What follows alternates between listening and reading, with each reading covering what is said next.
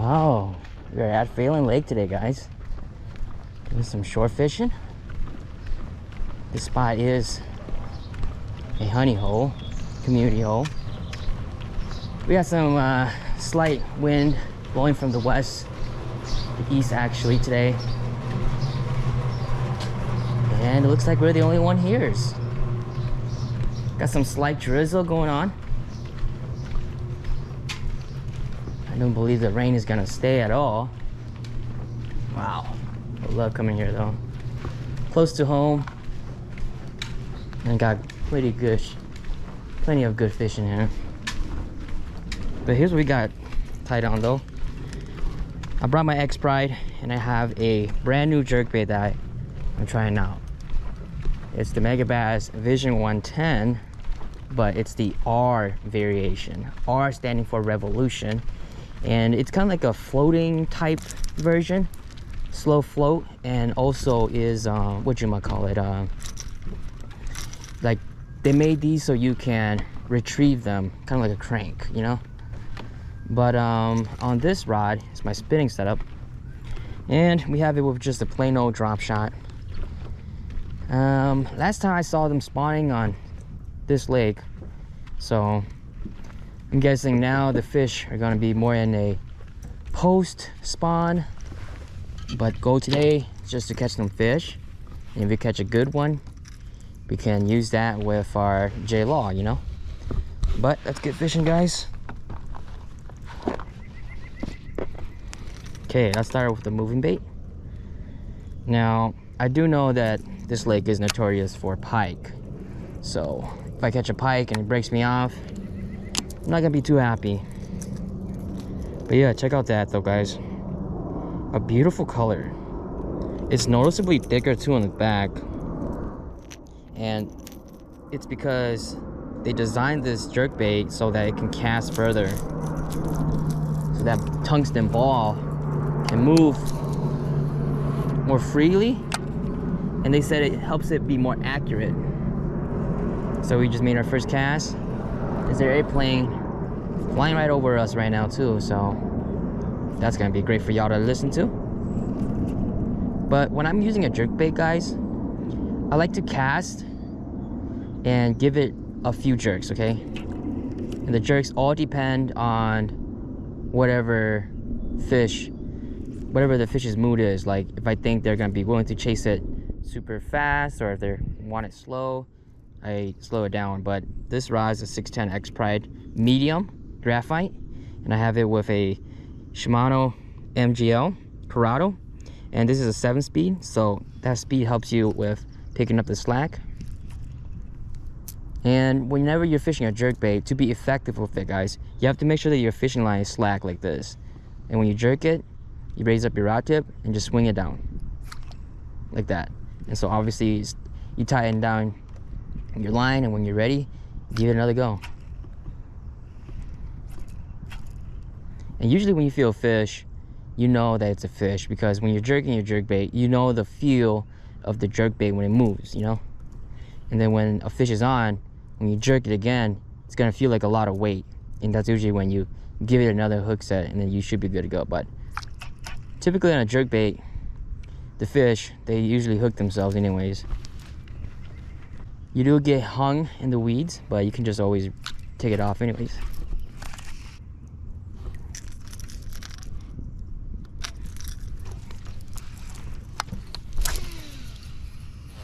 That's deep out there.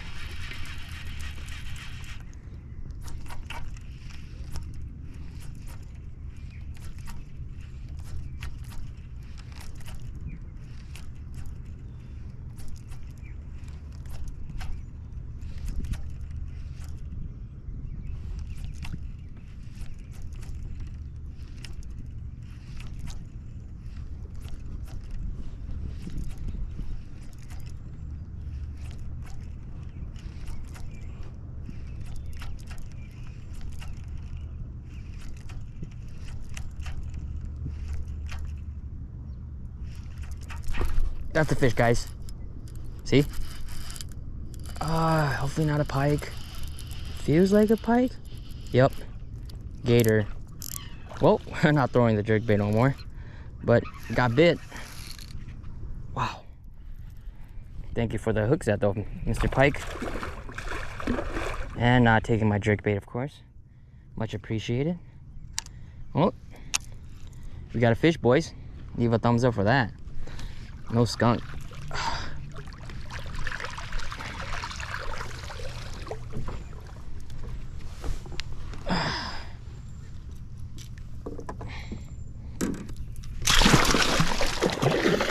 Oh, crazy dude. That's how you get trebles in your hand with these guys. Okay. Whenever you're handling pike, just grab them like this, guys. Right on the gills. Safest from your hand. If I caught it on something else, maybe holding it under the gill plate, but this works for me. No need to change, reinvent the wheel. Always bring pliers too if you're gonna be fishing with a jerkbait. Makes life a lot easier. Just got one hook on the side here.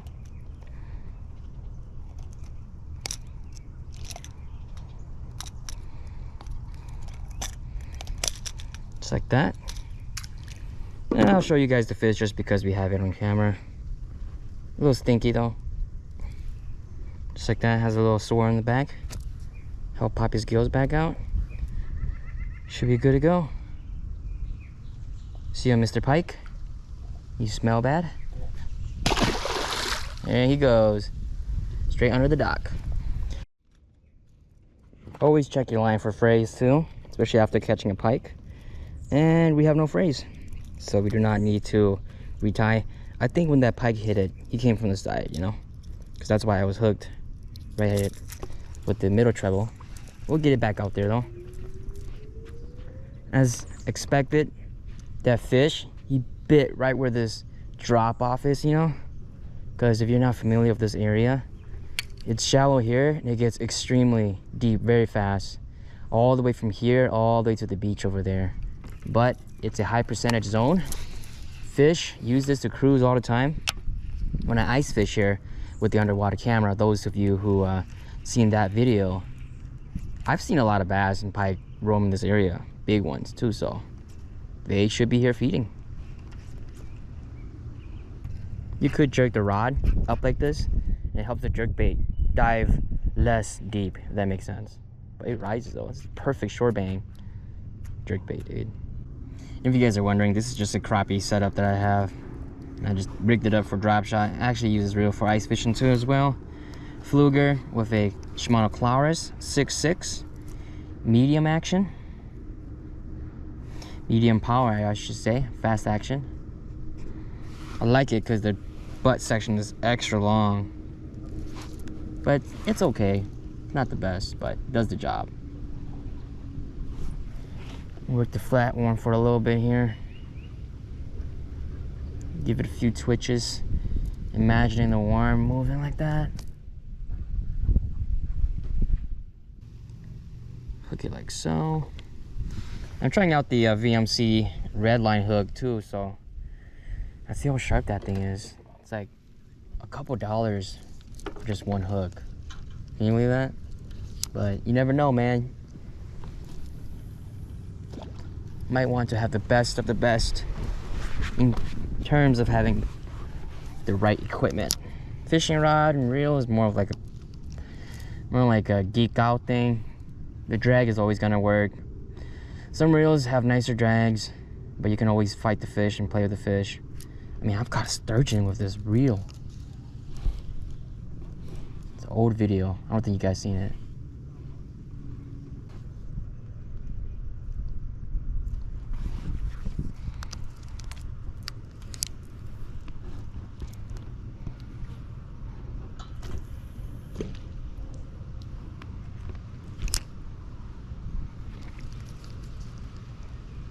That's a fish, guys.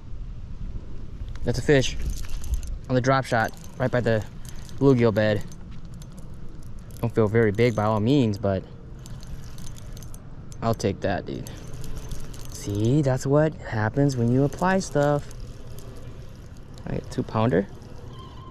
That's a bass though. Fighting him on 6-pound test. Woo! Acrobatics. 6-pound line sure is sketchy, boys. Hey, I knew there was a bass by those bluegill beds, dude. Y'all gotta hit the thumbs up for that, man. Fool this bass.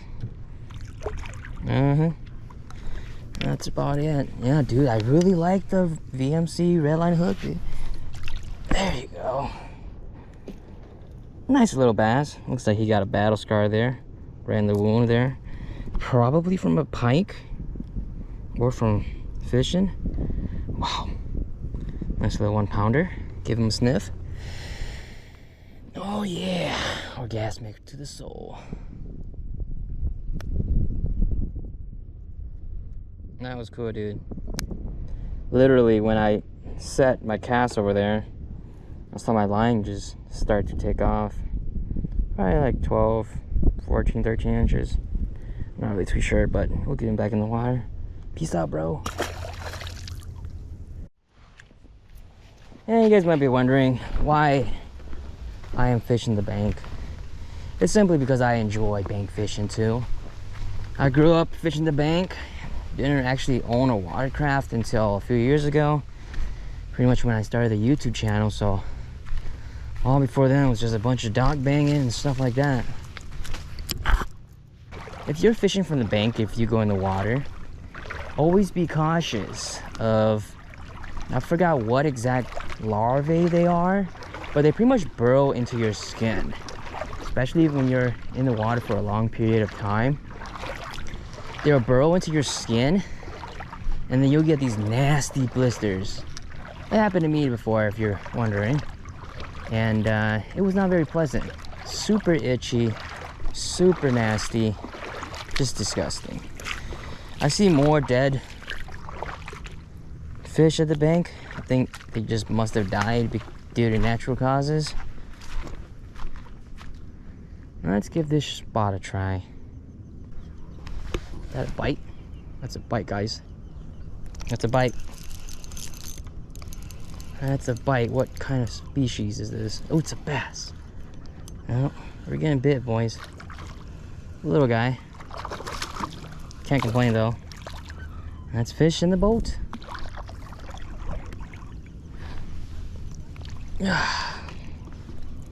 Little squeaker. Felt him bite though. Drop shot wacky. Look at that, guys. Little pig. Let him go. Woo.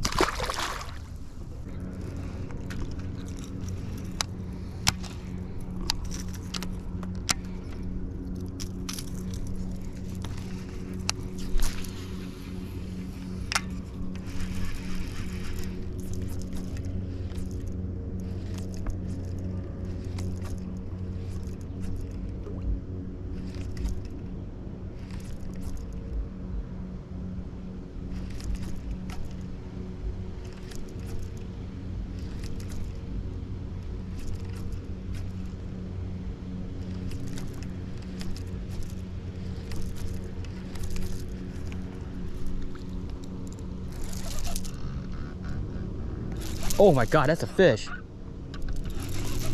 I thought it was stuck on grass. Hey, we're catching fish still, boys. Hey, that's lit. That little largie.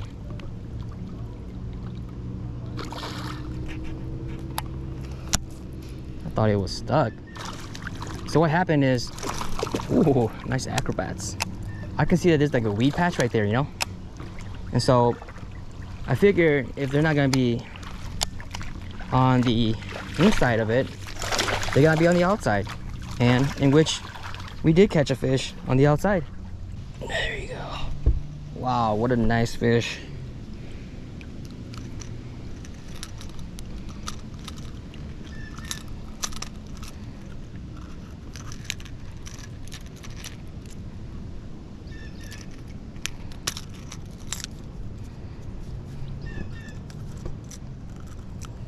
Careful with them trebles. Learned my lesson last time. Look at that, guys. Not a bad fish on the Vision 110R. See ya, buddy. Whew. Let's freaking splash. And he is back down there. Wow, this jerkbait is doing good, dude. I'm actually surprised that we're actually able to get on a pattern with the jerkbait today. Given the glass column conditions, it's a little chop, not too bad.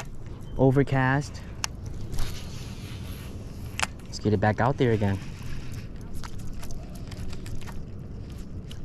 So if that proves my theory, then I think a lot of these bass, they're pushed out just a little deeper than what I could visually see. So maybe in that 4 to 6, 8 feet, because it gets down there pretty fast. But I think when I'm jerking my jerkbait, they can see the lure and the flash that it gives when it twitches, you know? And so they're down there looking up. They're like, what's going on? And then as I continue to work my jerkbait closer and closer and closer to the weed line, they come up and they look at it. They're like, all right, I'm gonna go for it. They come up, boom, smoke it. So that's what I did, if you guys are wondering. And it worked. And it typically does work. Well, heading out now, guys. What an exciting day of fishing. Caught about, I think 4 fish total. 3 bass and 1 pike. So I can't complain about that. That's fish at the end of my line, and I'm fighting it. But yeah, comment something down below what you thought of this video. Did you guys learn anything like that? I was fishing for you. And other than that, guys, I will see you on the next one. Peace out, boys and girls.